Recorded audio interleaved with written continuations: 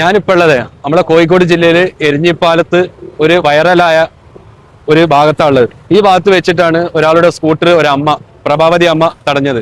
ഞാൻ ആ വൈറലായ വിഷയത്തിന് വേണ്ടിയിട്ട് വന്നതല്ല കേട്ടോ. പക്ഷെ അതിന്റെ കറക്റ്റ് സൊല്യൂഷൻ എന്താണെന്നുള്ള അറിയോ? ഇവിടെ ശരിക്കും നമുക്കൊരു ഫ്രീ ലെഫ്റ്റ് ഉണ്ട്, പക്ഷെ ഇവിടെ ഫ്രീ ലെഫ്റ്റ് ഇല്ല.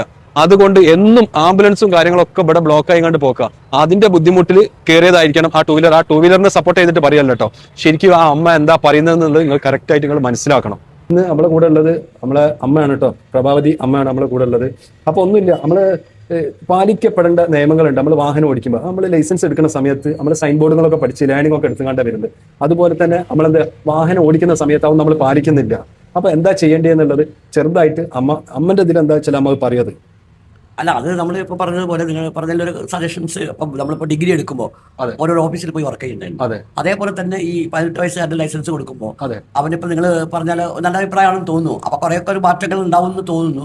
കാരണം മെഡിക്കൽ കോളേജിൽ ആക്സിഡന്റ് നടക്കുന്ന, വാഹന ആക്സിഡന്റ് നടക്കുന്ന ഒരു സ്ഥലത്ത് ഇവർ 1 ദിവസമോ 2 ദിവസമോ അല്ലെങ്കിൽ പോട്ടെ ഒരു 3 ദിവസമോ അവർക്ക് അവിടെ വർക്ക് ചെയ്യാനുള്ള ഒരു ഇത് കൊടുക്കുക. അവിടെ വർക്ക് ചെയ്തിട്ട് അവിടുത്തെ ഡോക്ടർ എടുത്ത് അതിന്റെ സർട്ടിഫിക്കറ്റ് സൂപ്പർവൈസറെ കൈമെന്ന് ഒരു രാവിലെ ഒരു 10 മണി മുതൽ വൈകുന്നേരം ഒരു 5 മണി വരെ വെച്ചാൽ അതിന്റെ വിഷമങ്ങളും കാര്യങ്ങളും, കാല് പോയതും കൈ പോയതും അല്ലെ, മരണപ്പെട്ട ആൾക്കാർ, അപ്പൊ അവർക്ക് ഒരു ഫീലിംഗ് ഉണ്ടാവും ഇത് ഇന്ന സംഗതി കൊണ്ട് സംഭവിച്ചതാണ് എന്നുള്ളത് അല്ലെ. അപ്പൊ അതിന്റെ കൂടെ ഉൾപ്പെടുത്താന്നുണ്ടെങ്കിൽ ശരിക്കും കുറച്ചൊരു ബോധവൽക്കരണത്തിന്റെ സമയം കഴിഞ്ഞു.